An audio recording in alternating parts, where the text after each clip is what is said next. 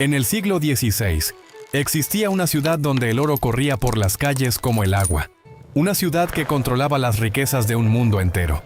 Una ciudad donde convivían reyes y piratas, santos y pecadores, genios y esclavos. Esa ciudad se llamaba Sevilla, y esta es su historia.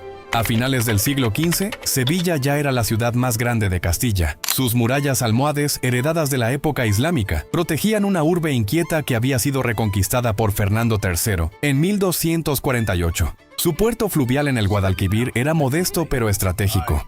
Estaba protegido a 80 kilómetros del mar, lejos de los piratas. La Torre del Oro, herencia almohade, vigilaba sus aguas como una centinela dorada, pero nadie imaginaba lo que estaba a punto de ocurrir.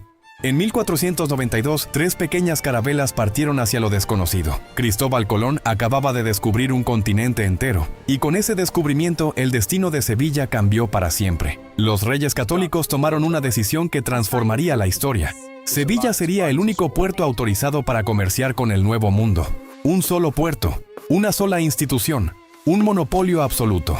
En 1503 se fundó la Casa de Contratación de Indias, justo al lado del Real Alcázar. Era mucho más que un edificio. Era el Ministerio de Comercio, Marina y Colonias del imperio más grande del mundo. Desde aquí se controlaba absolutamente todo. Cada barco que partía hacia América, cada tonelada de mercancía, cada gramo de oro que regresaba. Los mejores cartógrafos de Europa trabajaban dentro de estas paredes. El piloto mayor custodiaba mapas secretos que eran considerados tesoros de Estado. Incluso Américo Vespuccio vivió y murió en esta ciudad, trabajando para la Casa de Contratación. El barrio del Arenal se transformó en uno de los puertos más activos del planeta. Decenas de galeones se alineaban a lo largo del Guadalquivir, cargados con las riquezas de un mundo entero. Los navíos regresaban cargados de plata de las minas de Potosí y México, oro del Perú, cueros, azúcar, tabaco y productos exóticos nunca vistos en Europa. Y en dirección contraria partían hacia América con telas de Flandes, herramientas vascas, vino, aceite y todo lo que el Nuevo Mundo necesitaba. Los cronistas de la época decían que el oro, la plata y las perlas se transportaban por las calles de Sevilla en cientos de carretas en un solo día. Con semejante riqueza, Sevilla construyó monumentos que dejaban sin aliento a cualquier visitante. La catedral, terminada en 1506, era el templo gótico más grande del mundo. Se dice que el cabildo catedralicio la concibió con estas palabras: «Hagamos un templo tan grandioso que los que lo vieren labrado nos tengan por locos». Y cumplieron su promesa. Su nave central alcanzaba los 37 metros de altura. Su retablo mayor, bañado en oro, era una de las obras más impresionantes de la cristiandad. Mientras tanto, la Giralda, antiguo minarete almohade, fue coronada con su remate renacentista, y el giraldillo, una estatua de bronce que representaba la fe, con 101 metros de altura, fue durante mucho tiempo la construcción más alta del mundo. La riqueza del comercio americano se derramó sobre la arquitectura de la ciudad. La Casa de Pilatos, construida entre los siglos XV y XVI, mezclaba el arte mudéjar con el renacimiento italiano. Sus propietarios, los Enríquez de Rivera, gastaron fortunas trayendo esculturas clásicas desde Italia. Nobles, comerciantes y banqueros competían por construir palacios cada vez más suntuosos. El Palacio de las Dueñas, el de San Telmo, la Casa Lonja. Sevilla se llenó de joyas arquitectónicas que mezclaban lo árabe, lo gótico y lo renacentista de una forma única en el mundo.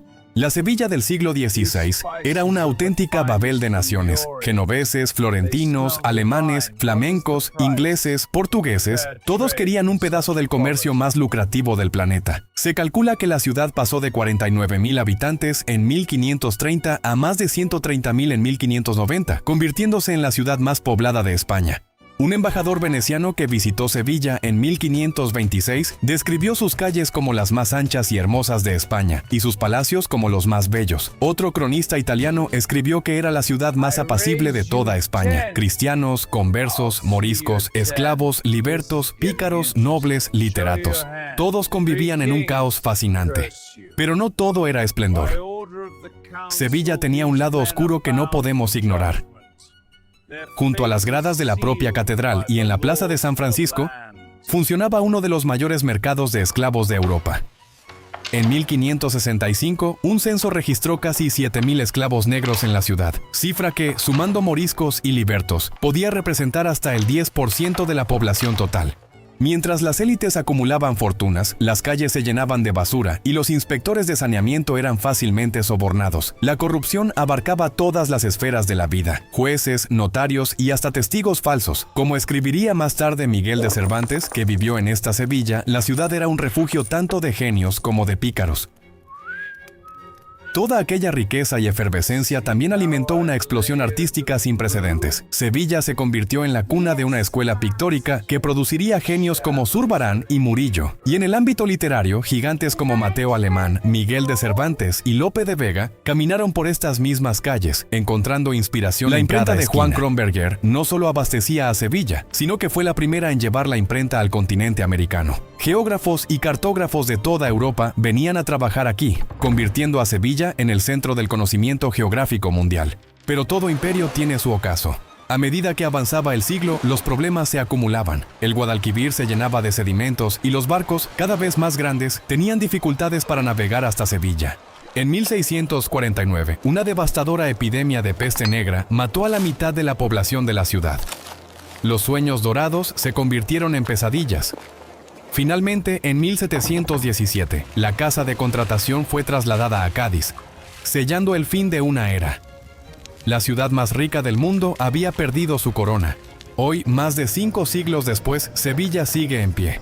Sus monumentos cuentan la historia de cuando fue el centro del mundo. La catedral, la Giralda, la Torre del Oro, el Alcázar, el Archivo de Indias, son las cicatrices doradas de una era irrepetible. Quien no ha visto Sevilla, no ha visto maravilla. Así decían en el siglo XVI. Y quizás al mirar estas imágenes podemos entender por qué.